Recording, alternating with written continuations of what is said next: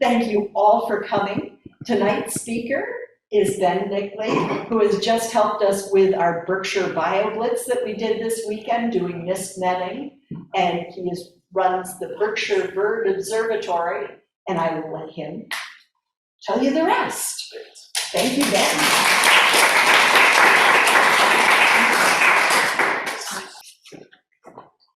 Okay, over here. Okay. Hi, everyone.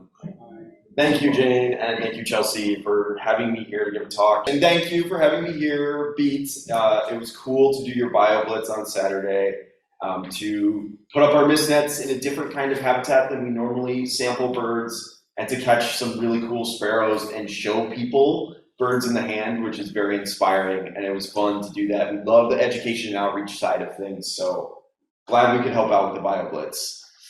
So I'm here to tell you a little bit about Berkshire Bird Observatory, which I am the director of. We do bird research mostly in southern Berkshire County and South County. We focus on the South Taconic Mountains, which the AT, the Appalachian Trail, runs through on the eastern side of the Eastern Escarpment, and the South Taconic Trail runs through on the Western Escarpment. So some of you may be familiar with our beautiful South Taconics. But anyway, Berkshire Bird Observatory, here we go. So last year was our first sort of year of contributing data to Green Berkshire's multi-year biological inventory project of the South Taconics. So Green Berkshires is a local conservation and advocacy nonprofit that supports Berkshire Bird Observatory, and they're doing a multi-year project in the South Taconics to see what kinds of lichens are there, plants, birds, just distribution of all the cool living things in those mountains. So initially I came on to help Green Berkshires do a breeding bird survey. So here is a picture from, I believe this is Bear Mountain, looking at Race Ridge here and Everett, which Everett is the highest peak in the South Taconics. Many of you have probably seen Everett from many angles. It's one of the most prominent peak, it is the most prominent peak in South County. In North County, there's Greylock, which we can see from Everett and from Monument. But anyway, I love this view. This gives you a sort of idea of the landscape that I sample for my breeding bird surveys. Here's where Everett, Race, and all the South Taconic Massif is. It's located primarily in Mount Washington Village, which is in the far southwest corner of Berkshire County. This is the entire county here. But it also spills over into New York State on the western side. That's where like Brace Mountain and Alander Mountain are. They straddle the Berkshires and then the New York side. And it also gets down into Connecticut, like Bear Mountain is actually in northwestern Connecticut. It's the highest peak in the state of Connecticut, but not the highest point. But anyway, so this is a map. Mount Washington town is kind of like right here. And you can kind of see the South Taconic Trail goes this way on the west side and the AT here, and then there's a bunch of connector trails there. So we took advantage of this extensive trail network to drop points every 200 meters for a huge area, actually like 40 square miles, 25,000 acres is our sample area. So we want to know the distribution of breeding birds in these mountains. So how this works is I get up in the morning and I hike up one of our peaks. And I start counting birds. And there are so many spectacular views on some of these peaks. This is actually in New York State looking at Brace Mountain on the western escarpment. There's pitch pine up there. Bash Bish Falls, some of you may know Bash Bish, it's very famous. This is actually in Massachusetts still, but going down into New York. So I have point count stations where I count birds at all these wonderful places. But most of the areas where I survey birds are just kind of like forested tracts within these mountains. But there's a lot of diversity. All forest is not the same within our mountains. For example, this is a nice little tract of sort of like hemlock forest, which actually has its own unique bird community. So these hemlocks support black-throated green warblers, blue-headed vireos, black burning warblers. They kind of specialize in this microhabitat that we find in many places in the mountains. Typically, they're like north-facing slopes and then deep sort of steep gorges and things like that. They have their own microclimate, they have their own sort of plant community and their own birds. So it's really cool to see that. Here's another kind of like habitat within the mountains. Nice, like fast-flowing brooks and ephemeral streams. And these habitats also support their own kinds of birds. Louisiana water thrush is a riparian stream sort of obligate. They need these streams to get the macroinvertebrates that they eat for their diet. They also nest in the steep slopes right on the ground. So you'll find Louisiana water thrush here, and our surveys show that. They need the streams. And then worm-eating warbler, which is a really cool bird that's actually more of a southern warbler that is just starting to expand its range into the Berkshires. And we are detecting this range expansion with our point count surveys. And we'll detect more of these changes over time as inventory turns into monitoring, as we collect data for year after year after year, which is really important for population studies and determining like distribution shifts and stuff like that.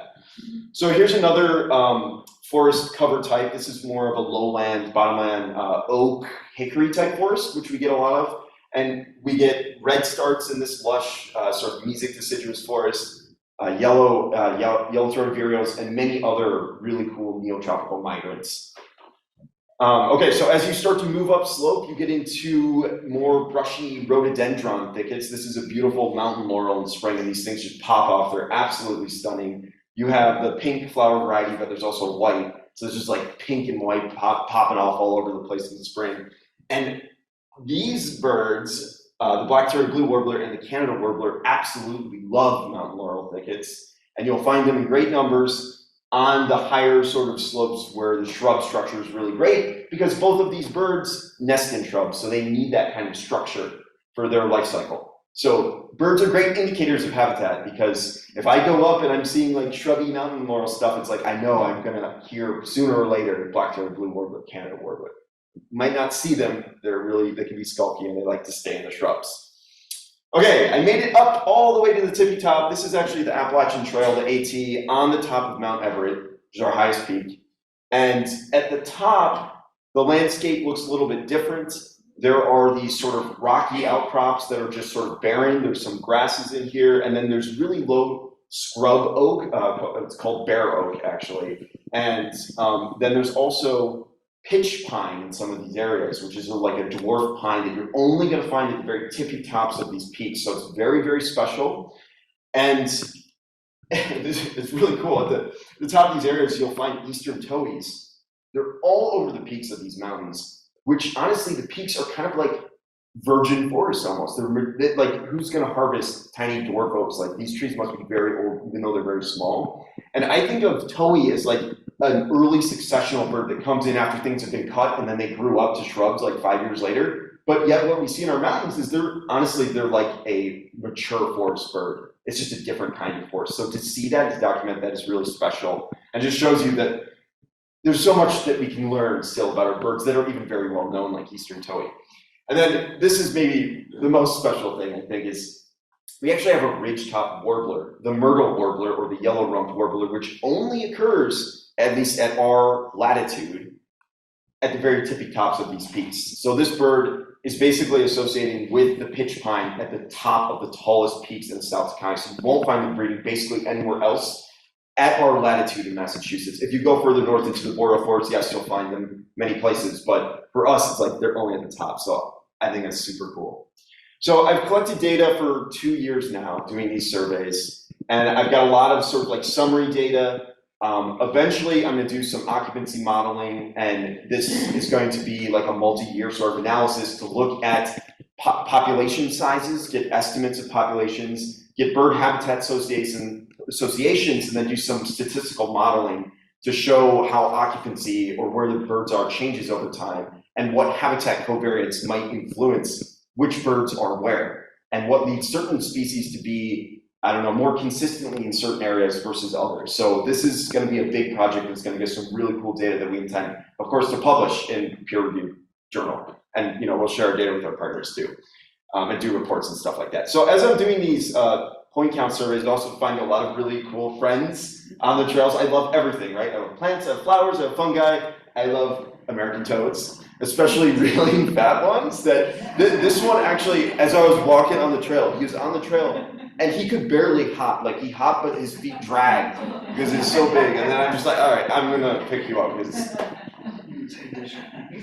Okay, so this is like a video thing. I wonder if I just click if it'll play. Yeah, so this is great. I'm just walking on the trail, and I'm like, what is it gonna do? Oh, You're just gonna tie him up with it. And then he just so cute. So I also find really cool snakes and stuff like that. Like this is a smooth green snake that I found on the top of Alander Mountain, which I've heard from some of the herpetologist people like Tom Tyning that they're pretty much only found on Alander. Really beautiful snake, right? I find other snakes on Alander. These guys. Yeah, and it's a timber rattlesnake, so they're venomous, but they're very chill snakes. They don't want to bother you, they just want to be left alone, and I show them respect, and they're not going to trouble me, So they're wonderful, amazingly beautiful creatures. They're dormant for most of the year, underground in the rocks and the caves when it's cold, and then they come out and they're very chill. And they reduce rodent populations because they eat a lot of like chipmunks and stuff like that, which are actually will carry a lot of ticks and can increase Lyme disease in our area or something. So ecologically, they're very important. They're actually, Mount Washington Village has the only viable metapopulation of timber rattlesnakes in all of New England.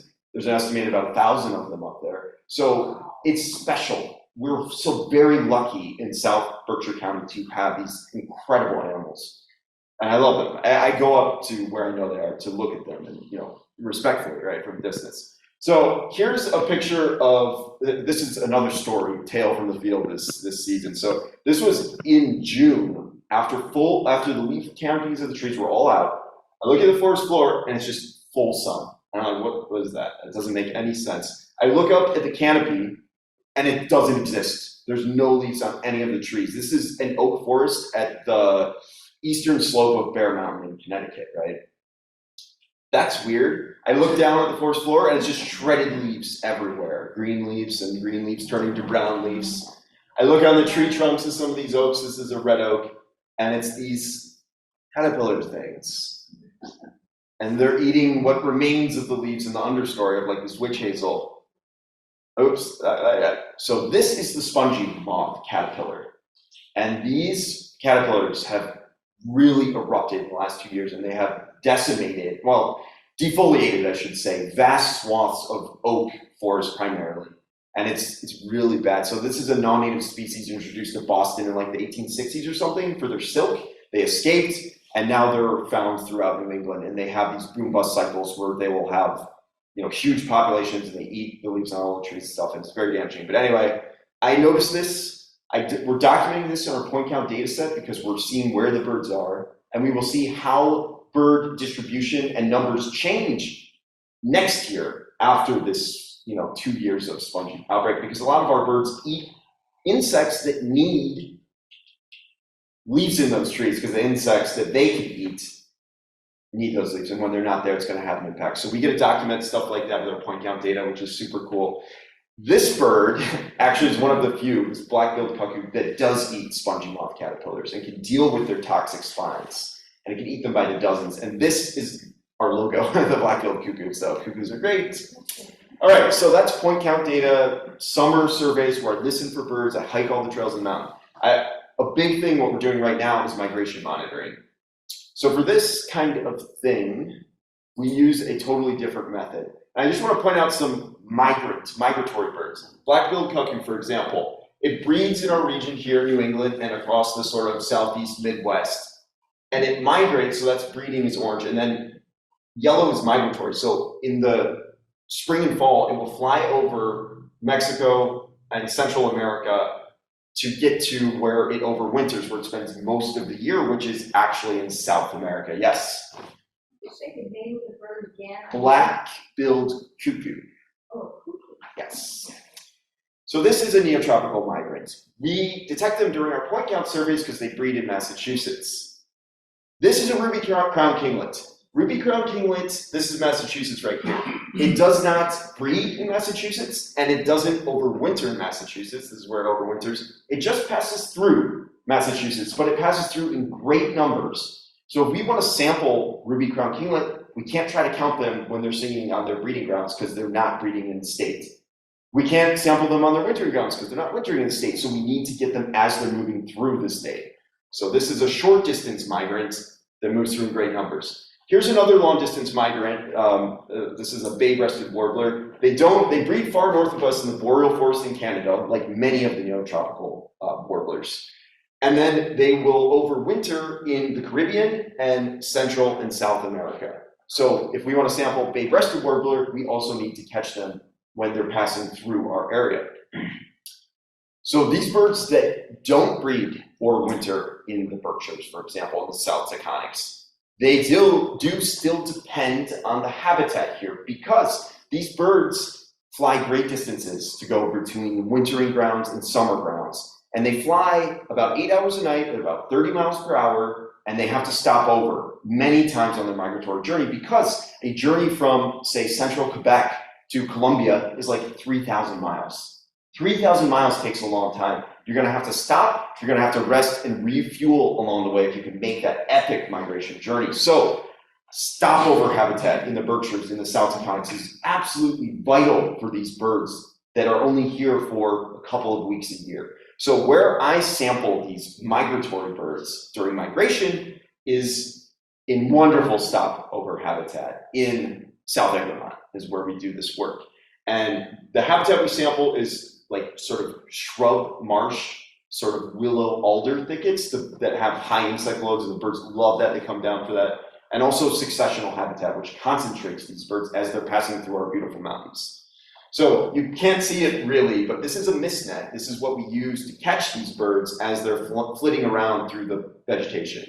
And the birds will fly, they won't see the net, they'll hit it and just sort of fall into a pocket which sort of catches them and holds them like a hammock would hold a person. And then we go through and very carefully take them out, bring them back to our banding station and collect a lot of data in a very short period of time, put a metal band on their legs so we know who's who, and let them go. It's a very safe method. Here's an example of a rose-breasted grosbeak that is hanging out in the hammock. And this bird, actually, you might see it has an aluminum band on it, which lets us know who that individual is. It has a unique number. These bands are issued by the USGS, federal government. And we already know, okay, we've caught you before, we'll take you back, collect some data, and then let you go. So it's a very safe method for catching birds, and it's a wonderful method for getting a lot of data really effectively, and monitoring migration is really the best method for that. So I have the permits to do this. These are permits from the federal government, banding permit to do work where we do it with Mass Wildlife, and then a state permit for from Mass Wildlife again. So this stuff is highly regulated. Only people with a lot of skill and expertise can do this kind of work because, of course, the bird safety and welfare is always the #1 thing for us. So this is early spring. This is our first pilot season. We had to haul in the gear. We had to cut our net lanes, get ready. This is Andrew Madden and his crew helping us sled in our gear because it was still snowing in Mass in March. And yeah, so that's Andrew Madden, he's Mass Wildlife and his crew, and they brought out the heavy equipment so we could cut these narrow lanes where we could string our nets between the sort of low vegetation. So we're very grateful to Andrew and his crew and Mass Wildlife for helping us. Couldn't get set up without them. But here's a net. You can kind of see it's just a pole, and then it's about 2.8 meters tall, or like 6 or 8 feet tall, or whatever that is. And then it's 12 meters long, so 36 feet long. And it just goes right between some lower plants, and then the birds will fly back and forth, and then occasionally they get caught. We catch them, get our data, let them go safely. So our first day of banding, we caught this beautiful female golden crowned kinglet, tiny bird, and this is the first bird that Berkshire Bird Observatory ever banded, so it's very special. Yeah. We also got a chickadee, great, because chickadees, they look really sweet and nice, and we love them, but they bite. They bite and they peck. My friend Anna calls them disheveled little morsels of fury or something, and that is what they are. Tufted titmouse, another resident bird, right? This is early spring. We're not getting the migrants yet. It's the birds that are overwintering still. Titmouse is also like a frenemy because they bite. So it's like the first day I get all the birds that bite me and don't like me. Cardinal has a big bite. We give the cardinal a stick sometimes because our fingers really need a break. Cardinals get stainless steel bands because their bill is so strong they could crush an aluminum band that we normally put on purpose. So yeah, great. We also got a blue jay. I think this is still our first day. Blue jays are amazing. They're so calm and chill. They just look at you. You can hold them in your hand off and they'll just sit there for a while before they fly off. So that's a special treat. So now migration is going forward. It's been a couple of days. Things are starting to leaf out. We'd love to notice the phenological changes around us, right? Plants coming out, snakes coming out, flowers and that. And the bird community is rapidly starting to turn over now. A lot of those resident species are still around, but we're starting to get birds moving up, like flickers, that weren't around in great numbers when the ground was frozen, when there's snow on the ground because they're ground foragers. So beautiful, this is a yellow-shafted flicker, that's the subspecies, stunning bird. Fox sparrow, that's an early migrant coming up, one of my favorite sparrows. Ruby crowned kinglets, and we already heard about kinglets and how they don't overwinter en masse. So this is starting to make its way to its breeding grounds primarily in the boreal forest. Blackbirds, everyone knows them. It's like an early sign of spring. We're documenting that. We're catching these. White-throated sparrows. Robins, they need the ground to be unfrozen so they can do their worming. Blue-headed vireos, really starting to get exciting with the kinds of birds we're catching. Woodcock, right, which is like, it's like an alien. It's not even a bird. Like that. The eyes are so far back on the head so they can see like predators. It's just, and then the bill can like move in weird ways. They're just super weird. What's the name of that one? Was American woodcock. That one, yeah. Timberdoodle. Yeah. Timberdoodle's another. There's lots of names for them because they do so many cool They things. have a weird pattern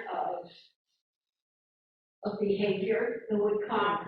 Yeah. In flight, when you push them off, they're like helicopters. Yeah, they do. They have a spectacular courtship display. So they do this sort of right after the sun sets in the early spring. They start making this like pink call, and then they fly up really high in the sky, and then they sort of fall and spiral down to the earth while making this weird trill thing. And then when they land, sometimes they do this like strut thing. So if you ever get a chance to see woodcock display, I could show you that. It is absolutely a spectacle. Yeah, that's great. All right, so woodcock, and then warblers are starting to come up. This is a palm warbler. Really excited to get that. Black-throated blue warblers, birds that overwintered in the southeast U.S. and the Caribbean even, are starting to move up in spring. Rose-breasted grosbeak. This one actually saw our bird guide and looked at it because it was like, whoa, like.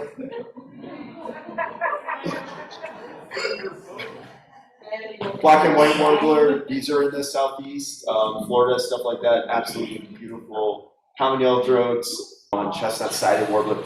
So these are all adult males in the breeding plumage right now that I'm showing you, for the most part. Birds that are moving up in earlier spring. Yellow warbler, blue-winged warbler, Baltimore oriole, many of you are familiar with this bird. They'll come to feeders if you have fruit out, maybe feeders like oranges. Ruby-throated hummingbird. And I did want to just show you a release of a hummingbird. So we take the weight of hummingbirds and we don't actually, we just set them on the scale and then just a total flip it, just straight up. It's like, what? American redstart, that's a really cool warbler. Maggie warbler, prairie warbler. Okay, so those are all adult males. Now later in spring, the females come behind them because the males come first because they need to establish territories and advertise their wonderful territories to the females. And then the females are like, okay, we'll leave the tropics. It's warmer now, right? You have a nice place. Okay, we're gonna come. So this is a black-throated blue warbler, which doesn't look black-throated or blue, but it is a black-throated blue warbler. Black and white warbler, common yellow throat. Resident species are still around. I caught a pileated woodpecker when I was at the station by myself, and that is a handful of a bird, my God. So woodpeckers, we like to give them an option on release. We could let them fly or we could let them climb because they do both really well. This one did the woodpecker thing, which is really exciting. Just, well, bye-bye. Okay, so now we're getting into peak migration, sort of May, and I checked the predictions. This is from the Cornell lab. They do a birdcast sort of prediction thing. So this is at night. Once the sun goes down, the birds start moving, and that is birds moving in great volume. We're at 250 to 300 million, 350 million birds or so in flight over your head tonight as you sleep in May. That's the spectacle of migration. It's absolutely crazy. So once we get these big pushes, we start to get birds from the neotropics. This is a tropical bird, indigo bunting, adult male. Blackburnian warbler, one of the hemlock warblers. Bay-breasted warbler, really cool. Philly vireo. Those are rare, by the way. These aren't supposed to be in our county in the spring. So we document a lot of these rarities because we'll catch birds in mist nets that birders would be hard pressed to find. And the birders, they get in touch with me because they want to come find our birds when we catch them. But that's a Philly vireo, which is rare. Canada warbler, stunning bird. Scarlet tanager, male and female, right? Often the male and female look different. Barn swallow, it's just crazy that we got one of those. My personal favorite, I have to say, the black-billed cuckoo. For many reasons. They have woodpecker-like feet. They have a very long tail and elegant wings, elegant proportions, understated sort of muted colors, right? And then behaviorally, they do really cool stuff, which I could spend hours talking about, but we don't have time for that. We really don't have time. I'm going way long. Okay, so yeah, this stuff, the cuckoo's gonna go. They'll chill out and they'll just sit there for a while. You have a pet? Yes, cuckoo, we love cuckoo. That was spring migration. It was our first season. We caught 1,500 birds from 14 nets in one spring season. And I think we had 83 species, 25 species of warblers. We did well. And the data we collect is awesome, and we share it with our partners, with the federal government, and with the University of Vermont as well. All right, so kestrels. I love kestrels. This is a kestrel. It's a little falcon, and they're birds of the open country. Unfortunately, in our region, in the Acadian forest, they have declined greatly. I want to reverse these declines. Kestrels are cavity nesting species, so they rely on big cavities and big dead trees. But in the landscape, that's often a limiting factor. So what we can do is put out nest boxes for these birds in suitable habitat and hopefully get them to use that. So that's what I did with my friend Art Gingert from Sharon Audubon. This is Jonathan Alexander at his place. There's a kestrel box. We went up, we checked it. We got the babies in the bucket, right? We aged them. Art helped us hold these birds. That's me with 2 baby kestrels, which is so fun. There's a whole story with me catching one of Art's birds that he abandoned before. But yes, we're part of this huge project to monitor kestrels, and we submit our data to the American Kestrel Partnership. And so they can do a continent scale analysis to try to understand why these birds have declined, which is really great. So we're not only helping the birds locally in our region by giving them places to nest, we're also getting data that is going to help us understand on a huge scale why kestrels are not doing well. So we love these partnerships. There we are, we're part of it. Here's where some of our kestrel boxes are so far. If people can host kestrel boxes, if they have land with 40 acres or so of open land around them, get in touch. So this is John Tower helping me with my field mini, get the kestrel boxes out. Let's install them. Taft Farms has one, Schumacher Center. We're partners with a lot of people, right? Great Barrington Town at McAllister Park is hosting one, Tyringham, Indian Line Farm. We're so grateful to Elizabeth Keene and all of our partners who host our boxes. Private individuals, just, that do the homestead thing, are hosting. This is the Becker family. It goes up, Simon's Rock, Greenagers. Of course, Mass Wildlife. This is my crew for the fall, putting up Ben Barrett's box, which he made for us. Ben and Cheryl are awesome. So once we get the boxes up, we have to monitor them because we want to know how well they do. We want to know if there's eggs, if there's a daddy kestrel, which is cool. They just sit there. They don't even flush. And then this is another box that we have on Mass Wildlife property. You think, like, what's better than a daddy kestrel? The babies. Yeah. How far apart do boxes have to be? Do they have a big range? They do have a big range. They need about 40 acres of suitable open pasture-like habitat. They can do less than that, but that's what we can shoot for. Per pair, and they need about half mile apart from the next pair. It's approximate. It sort of depends on landscape features, but that's in general. So here's me with a baby kestrel. We're banding it. We collect some data. This is Carla Turner, my good friend from Turner Farms. She's hosting a couple of our boxes on Baldwin Hill, so we were happy about that. But Carla got to see one of the babies. We look at the baby. They look different. This is a female. She's got a barred sort of brown and black tail. The male's got blue in the wings and then a big black band at the end. So we can sex them when they're little. There's always a runt of the litter, of the last one, because they incubate starting with the penultimate egg. So there's one that's a little bit less developed, and always the cutest one, like Ellie. Our boxes aren't always used by kestrels. Sometimes they're used by bluebirds. That's fine, we support bluebirds. Sometimes they're used by tree swallows. That's fine, we support tree swallows. So the boxes are good for wildlife generally, right? And they look nice on the landscape, but they're there for kestrels. So that's that. We do a summer banding project with our big nonprofit partner, the Institute for Bird Populations, which I used to work for them. And this banding helps us know the ratio of adults to babies in the population at the northern edge of the South Taconic Mountains, so we get to know how well the populations are doing. How many babies are you making? How well are the adults surviving? These are the kinds of questions we answer with our data. Our sample area is pretty huge for this. It samples several of the peaks at the north end and South Taconics. We get to hold cute baby birds like this Baltimore Oriole, this is a blue-winged warbler. And that's the daddy blue-winged warbler right there. So cute baby daddy. Babies have spectacularly like plumage that you don't see in a lot of the field guides, and this helps make them more cryptic. So we get to see birds that have a plumage that you only see for a very short period of time. And I think that's really special. Robin, like this is a robin. They don't normally look like that. Cute little Phoebe, baby sapsucker, baby titmouse, and they're still mean. Some of the babies, like this baby wood thrush, actually look at us and open their bill because they think we're their mommy that we're gonna feed them. This bird wanted us to feed it. Like it has that orange mouth that's just like, the parents see that and they gotta put food in there, which is cute. Now, speaking of food, our volunteers and people that visit our station, which we love when people visit our station, often bring us delicious food. Like Caroline makes these egg sandwiches. She brought us cold brew and simple syrup and stuff. So we love being fed, just like our baby Scartander. Okay, now it's fall migration. So this is happening right now. It's happening every single day. We're monitoring migration as it goes from north to south now. And these are the two banders that I have working with me. This is Rowan Reeves and Anna Peel, and these people are incredible and very skilled. And I'm so lucky to have such awesome people working with me this season. So yeah. We've already this fall caught some rare southern warblers that aren't supposed to be here, and this is sort of like documenting climate change effects, really. This is a hooded warbler. They're mostly down in Connecticut and south of there, and a worm-eating warbler, which I mentioned before, that just starting to push into our area. So our data over time, over multiple years, is going to find some really interesting things. Awesome birds in fall plumage. We've already caught some belted kingfishers, which is just incredible.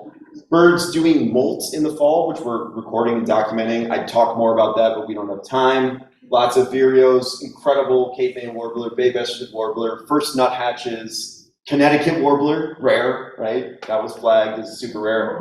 Red-shouldered hawk, the first time I've ever banded one of these. Took all three of us to get this bird out of the net without getting, grabbed. Just effulgent, right? Just spectacular. So awesome to have that bird. We were very careful. It is a red-shouldered hawk. When you see them flying, do you see mostly white? Yeah, I would say so. If you're looking from the underside, yeah.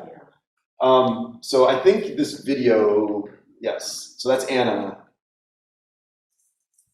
letting it go after we banded it, which is just so cool. And for hawks, the songbirds, you just let them go on your hand and they fly off, but you don't let a hawk go on your hand because you value your hand. So we have a hammock. We also chill. We are very intense people, but we do chill. Well, they chill. I don't chill.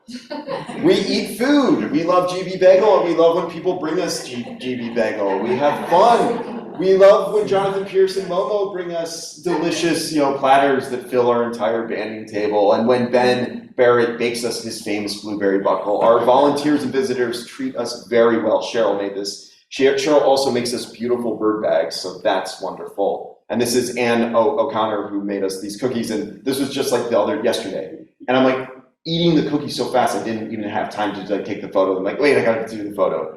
So come visit us, email me first, and bring us food. So coming soon, we're going to be banding owls. We're gonna be banding saw-whet owls starting October 1st. And this is part of a big collaborative project as well, which I would talk more about, but look, they're so cute. So that's an exciting thing that we're gonna do. Yes, you can age them based on the UV sort of reflectance of their feathers, which is super cool. So I just want to say this work is supported mostly by Green Berkshires, the nonprofit I mentioned earlier, but it's also supported by a grant I got from University of Vermont, which it's very modest. But we will need help. We will need donations going forward to make Berkshire Bird Observatory, a permanent sort of institution here, cultural, scientific, conservation institution. So if anyone can help, if anyone wants to volunteer, if anyone wants to make kestrel boxes, if anyone wants to host kestrel boxes, or give a donation, please get in touch with me at ben@berkshirebirds.org. we're on social media. I post to Instagram like religiously. It also goes to Facebook. So you can find us, Berkshire Bird Observatory, on Facebook and Instagram. And then with that, I will say thank you especially to Chelsea and Jane from Beats, and then Mass Wildlife, of course, and all our nonprofit partners and all of these amazing people and other people that I probably didn't put on the thing. So thank you.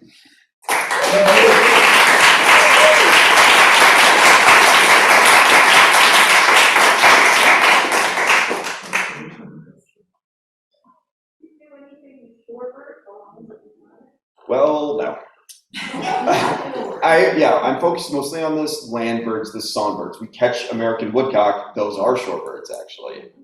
Yeah, they're considered shorebirds. They're in that family. But no, I love shorebirds. It's just different. It's really different kind of thing to get into that. Yeah. I was just asking because I used to see the egrets come up this far along the 55, and I don't see them anymore. Just the other day, there were 2 egrets at Smiley's Pond in South Egremont.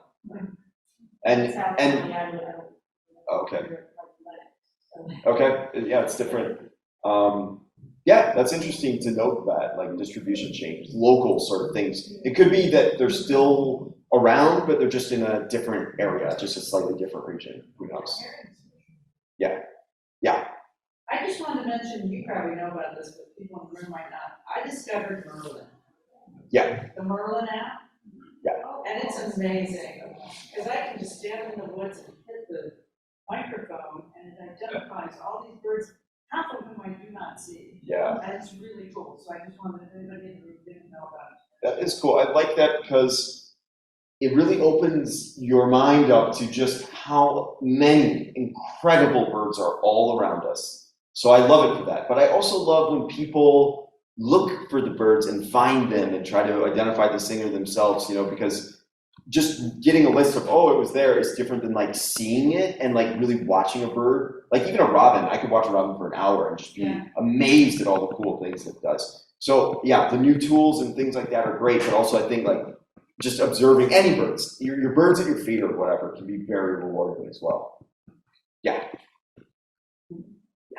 So does the band really make no difference to their migration? Isn't there some weight in the band? Oh wow, no. I mean, yes, there's a very tiny amount of weight in these aluminum bands. Yeah, there have been studies to show that, of course, banding does not at all influence that.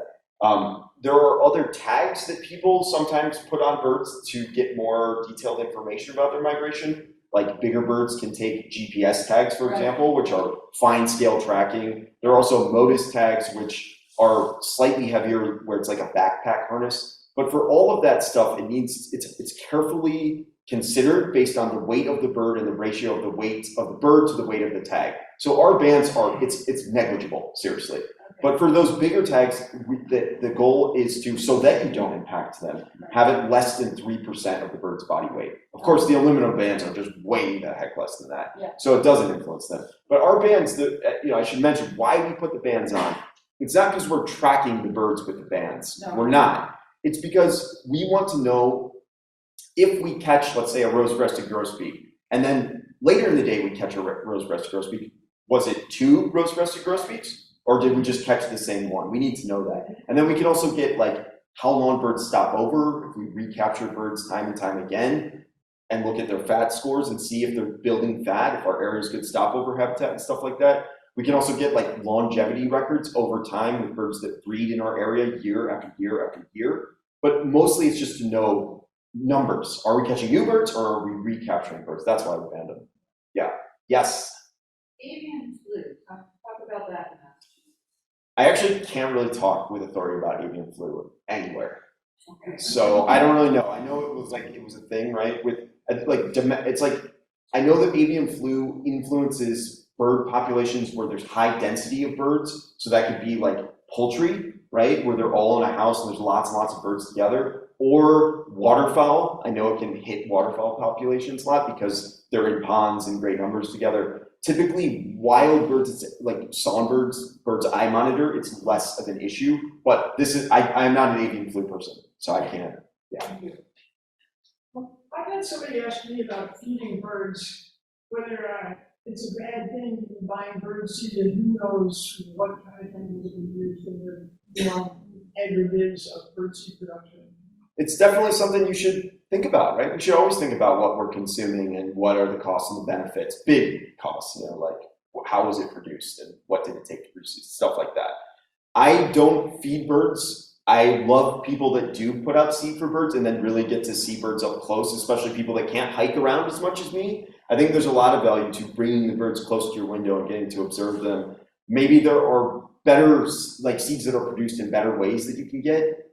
It's something that I'm sure there's information on the internet where you could really look into that and be a conscientious consumer of these bird stuffs. Well, it's one thing to feed birds during the winter with seeds that you bought at the grocery store. Yeah. And it's another thing to plant certain native stuff that will feed them in season. Yes, and I love that. I love planting native plants. That is such a cool thing, and it supports not just the birds, but a whole like ecosystem. But not everyone can do that because not everyone has their own lawn. Like I rent a little flat in Great Barrington, so I can't plant native plants, but I can put out a hummingbird feeder. So that's what I do. But people ask me about the sugar that goes into the hummingbird feeder. It does matter. You should use white sugar. Yeah, they don't want the other stuff. Yeah, white sugar is better for them. You gotta also like boil the water or let it sit for 24 hours, cool it, and mix it a 1-to-4 ratio. Because you don't want any of the chemical, like whatever it is, chlorine, that kind of stuff. Yeah. How long do these little warblers and songbirds tend to live? Like, what's their lifespan? Yeah, so it varies widely. Baby birds have very high risk because, especially migratory birds, because there are so many perils, right? To get out of the nest and survive when you can barely fly and not get eaten by stuff, and then to fly 1,000 miles or something when you're just a baby, that's pretty epic. So mortality rate for those young birds is really high, 60 to 70% of them die before they ever have a chance to come back and breed. If you make it past your first several months in your first migration, your chances are decent that you're going to be able to come back and breed and maybe live 2 years or 3 years. Some of them live 8 years, 9 years. Banding records actually have shown that some of these tiny birds, even hummingbirds, I believe there's a longevity record of like 8 years for a hummingbird, which is ridiculous because hummingbird time is not human time. Hummingbird's heart beats 23 times a second. So 8 years is, I don't even know what the math is for that, but it's a lot of years. So yeah, they're capable of living longer than you might expect, but many of them actually don't live that long. Yeah. Yes. We were talking about the robins needing to go south, and I am not sure about up here, although I think I saw robins last week. Yeah. But down in Connecticut, I just moved up here a couple of years ago. There were definitely robins around all winter. Yeah. I was talking to a friend, and we were questioning why are they here? Yeah, I would go somewhere south. No, well, they can do it. They can do snow if there are like edges of the road where it's warmer and there's solid stuff, or where there are areas where it's not frozen where they can get worms and stuff like that. It's when it's really a hard freeze and there's a lot of snow on the ground for a long period of time when they will move. So they're tracking that, and when it starts to warm up, they can track that further north. Yeah. So you'll find them in the winter in lower densities, but definitely a lot of them are moving. They're moving short distance. Yeah. Yeah. So you caught the abandoned hog, have you ever caught an abandoned owl? Yeah. Not this spring or yet this fall. We will be catching saw-whet owls this fall because we're actually doing a project just to sample saw-whet owls as they migrate through. So we're going to catch, I hope, a lot of them. Drew Vitz, the state ornithologist, told me that we have a very good chance of getting good numbers of them. I've banded them before for other bird observatories I've worked for and other nonprofit stuff I've worked for, like screech owls and saw-whet owls. I've never banded any of the like really big owls before. That would be crazy. Yeah. I just have a question about banding the owls. Is it a different process that you do to catch them? Yes, it is different. So one major difference is it happens at night.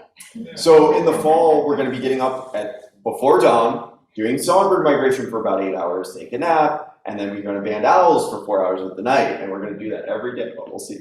But so songbird, the mist nets, it's passive capture, right? You just have the nets up in good areas where the birds are moving through, and many of them end up in the net. We catch them, get our data, release them safely.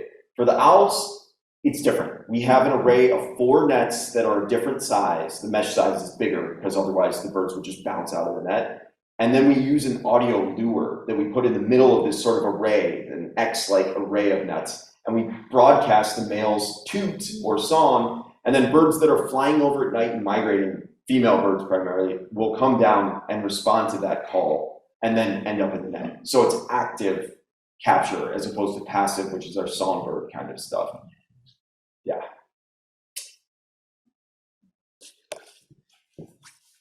If anybody has any questions on Zoom, feel free to put them in the chat and we can ask them. I guess I'll take the bird feeding question over to Suet. Yeah, yeah. Any words of wisdom there for? You know, this isn't my area of expertise. Like, I don't know. Okay. I mean, I don't put it out. I know Suet can get different kinds of birds, like woodpeckers and nuthatches will go Well, for it it. looks like they want it, and they think, well, they must know what's good for them, but maybe they don't. I always felt kind of ambivalent about suet because it is like what, some kind of fat stuff or something, which I just feel weird about giving birds that because that is not something that they typically be eating. But I don't have strong opinions on this, and this is like definitely, like, I'm a scientist that studies wild bird populations and their migration and their population dynamics and ecology. I'm not a backyard bird feeder expert to do. I don't know. Yeah. How many birds have you come across that are banned by others? Oh, by others. Like, Yeah. so that's a foreign recovery is what we would call that. And to catch a bird that someone banded at another banding station or some researcher doing whatever project somewhere else is incredibly rare. I don't know just how rare, but I want to say something like on the order of 1 in 10,000 birds or something. Wow. Amazingly though, this spring, we actually had 2 foreign recaptures. One was a common yellowthroat that was banded up in upstate New York somewhere. And the other one, which this is an amazing story, which I was going to tell, but I blew through it real fast, was actually an American kestrel that was banded by my friend Art Ginger down in Northwest Connecticut 2 years ago. And that kestrel flew up across the state line and flew into my mist net. I've never caught a kestrel, ever, in a mist net, and I've done a lot of bird banding. And it was banded, and it was banded by my friend who has done so much for kestrels by putting out boxes in Northwest Connecticut that he has effectively had them delisted as like threatened or whatever in the state. He's brought them back to Northwest Connecticut. That effect has spilled over the state lines, come to my banding station, and passed the torch to me and said, Ben, let's get kestrels in mass now. So that's what I'm doing. It's amazing. So that was the second foreign recovery. Yeah. Yeah. How far north are you going to putting up kestrel lots? Well, for now, I want to focus on South County because it's a lot of driving, and you know we're very, very busy people already. But I am willing to advise people that are further north. As far as me installing boxes that my volunteers or Mass Wildlife gives me or whatever, I want to get a lot of those in South County where it's easier for me to monitor them and get our data. But if anyone's interested in kestrels and they have suitable habitat, of course they can reach out to me and I'm happy to advise and potentially put one out for them. I would say Pittsfield, you're getting close to like, that's kind of far from me. North of Pittsfield, I will advise you. Yeah. What's the most exciting bird recaptured in these types here? Yeah, wow, that's really hard to say. The foreign recapture kestrel was just ridiculous. That was insanely amazing. The black-billed cuckoos I love. That's our logo now because I love them so much. So those are exciting. We've had some rarities, the rare southern warblers, hooded warbler, worm-eating warbler, a rare Connecticut warbler, rare gray-cheeked thrush in spring, rare Philly. So we're documenting all these rarities, which is always super exciting. Woodcock, kingfisher, I don't know, the list goes on. It's hard for me to just pick one. It like varies from day to day, like what I'm most excited about. Yeah. Is there anyone where that you're like seeing or hearing and you're like really wanting to catch or something, you know? That's a great question. Our nets really do a wonderful job of even catching birds that we don't know are there otherwise. So like a lot of birds I named. There is one though. There is, you knew there would be. There is a sort of a nemesis bird of mine. It's the olive-sided flycatcher, which is an amazing big flycatcher with like dusky sort of, sides and then this white, poofy, fluffy breast. And they love the habitat that we have at our banding station, but they love to be way, way up high on the top of dead trees doing their aerial foraging and fly catching up there, and they just don't ever come down. So that is the one. I saw it for days and days right above her, and that's like, oh my God, just do it, please. But no, we didn't get it. We will. I think over time we'll get it, yeah. I was wondering that too, is is the location of your mist nets missing certain birds that either fly really high or just wouldn't go through the area where you have them strung? I mean, how do you deal with that? Yeah, we thought long and hard about where to situate our banding station and where within that area to place our nets. So our location is phenomenal for sampling a great diversity of birds and getting high volume. So we do very, very well. And in fact, we get the vast majority of all the birds that are passing through because our nets are only this tall, right? Like 8 or 9 feet or something.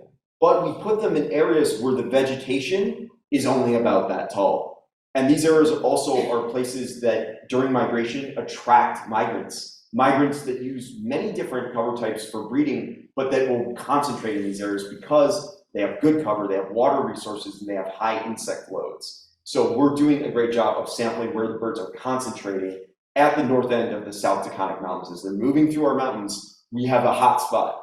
And a lot of them are coming and they're staying low around our nets. So we do very, very well. Yeah. And are they only looking for insects even on the fall migration, or are they also getting into the berries? Oh, they get into the berries. Yes, they get into the berries. And then the catbirds and the thrushes poop berry poop all over us in our bags, our clothes, and our hands. So we just do berries everywhere. I know they.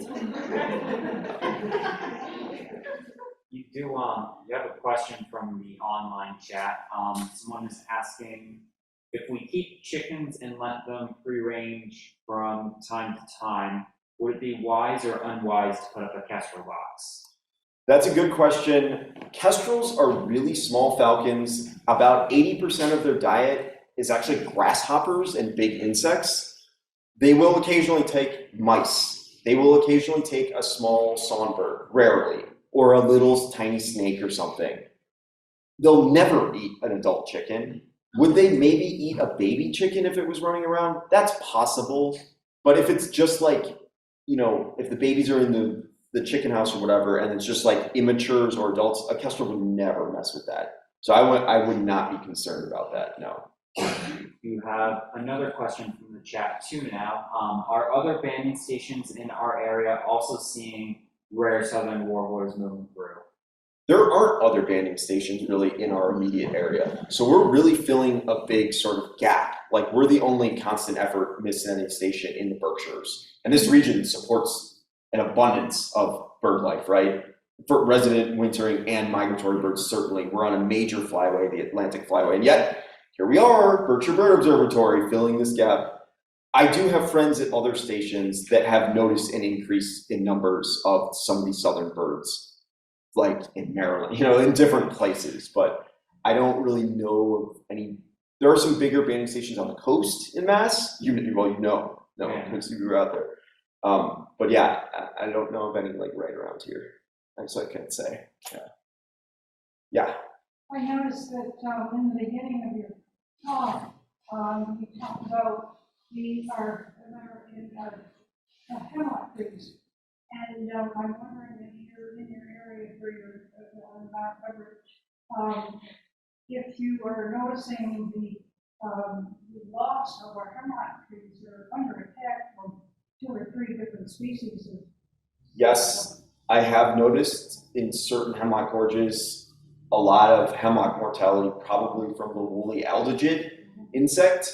It's a huge problem in the Smoky Mountains in North Carolina and Tennessee. It hasn't seemed to be that bad here, what I've noticed in our mountains, but there is some tree mortality, and it's very concerning because, as I said, those trees produce a microclimate that supports an entirely unique avifauna and unique insects and stuff like that. So the loss of hemlocks would be really, really a very bad thing. So I am concerned about it, but I do see a lot of healthy hemlock groves and north slopes in our mountains anyway. So that's a positive sign. Yeah. What about the ash? Birds? So the ash, yeah, the emerald ash borer has basically obliterated ash populations in the eastern deciduous forest, and that's so sad. The American chestnut is basically effectively extinct. That's terribly sad. That was like maybe the most abundant tree in our Appalachian region, and it's just gone. That stuff really hurts a lot, and it has huge impacts on the ecosystem that we're only just beginning to understand. There are no birds that are specifically rely On ash trees, no, there hasn't been like a bird that's now extinct because the ashes have had this huge dieback. Actually, some woodpeckers and nuthatches populations have increased because they like dead trees. I'm sure it has cascading effects. It's so very complex, and we're just starting to understand some of these impacts. Yeah. Now there's a beech tree. Beach scale. Something, yeah. Yeah. So, and I would think with all the mass they produce, that's going to definitely affect certain birds and a lot of the other wildlife out there. Absolutely, yeah. There's also sudden oak death, and oaks produce a mass crop that so many animals and animals depend on. So yeah, it's concerning. There's climate change. There's a lot going on. That's why long-term monitoring studies, right? Like what we're doing, birds are great indicator species. They help us to understand the impacts of many of these different things. So, that's why our work is very important. Yeah. Just a question about the science and the data gathering. So, do you only count things you were able to ban? Is that the only way to get the data? So during migration monitoring, our method is bird banding. So that's all we're doing. During the summer, I'm mostly not bird banding. I'm doing a different project, and I'm running around the mountains and counting birds that I hear. So it's different methods for different projects and different analyses for those different projects based on the methods we use. But banding for migration monitoring is the method, and it is way better than me trying to run around and count birds. There's no way I would be. But so even though you saw that one way up high, it doesn't count. No, it doesn't. You didn't, Yeah, but that's totally fine because it's our effort is standardized based on how many nets we're running for how long. It's all standardized protocols. So it's there's all method behind our stuff. Yeah. What's your educational background that got you into this work? Yeah, so I started, my undergrad was at Ohio State University, and I majored in evolution and ecology. And initially I was thinking I would do more basic theoretical research. I loved research. I got into behavioral ecology, animal communication, that kind of stuff. I got a couple of papers out of my undergrad because I was very hardcore. But then I took some time off after undergrad. I worked in the lab where I did my research experience for undergrad and stuff, in a bioacoustics lab, communication, cultural evolution, fascinating. But anyway, I took some time off and I did field jobs, and I bounced around the country doing temporary jobs, doing field research in beautiful areas like the Sierra Nevadas of California, the Bitterroot Valley of Montana, all across the Southeast and Midwest and blah, blah, blah. And I realized that I like fieldwork a whole lot, and I like wildlife populations. And even though those theoretical questions fascinate me, I need to be in conservation. That is where my heart is. And that kind of applied work that can have real world impact is that I have to do that. That's what I'm gonna do. So then I went back to grad school, and it was more wildlife ecology, applied sort of habitat ecology work. So that I did my master's in Virginia on red-headed woodpeckers habitat ecology. I've been into birds since undergrad, when I first learned that birds were magical fairies all around me that I never even knew were there, right? So I went off the deep end with birds in undergrad, and that carried over into grad school. And then, and now I'm here, and I'm so glad to be here, because the Eastern Deciduous Forest is my favorite. It's my home landscape. It's what I love. And then the Appalachian region in the Northeast, this is my favorite place in the whole world. And I love the Berkshires because I love the people here. Or how did you end up here in the Berkshires? I bounce around. How do I end up anywhere I end up? I have no idea. But I was born in Plymouth, Mass, so in Eastern Mass, but my family didn't stay there very long. They bounced around and subjected us to the upper Midwest. That's why I went to Ohio State, right? The big research school in the state where I went to high school and everything. But then after that, I'm okay, bye Ohio, never going back. And beautiful place, beautiful place, beautiful place. And now the Berkshires. And now I feel like I've landed here, and I want to stay here. Because I think what we're doing is going to be good. Yeah, it's going to be good. And the people here support wildlife. They care. It's a very liberal sort of place with the best kind of nature and the best kind of people. And it's yep. And there's a huge gap. It's why don't we have a bird observatory here? We should. So I'm trying to make that happen. I need community support. We already have a lot of help, and it's just going to grow. You know, pilot year. Yeah.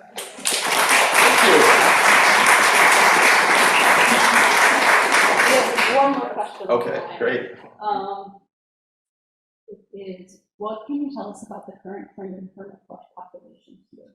Is that Dan Shustak?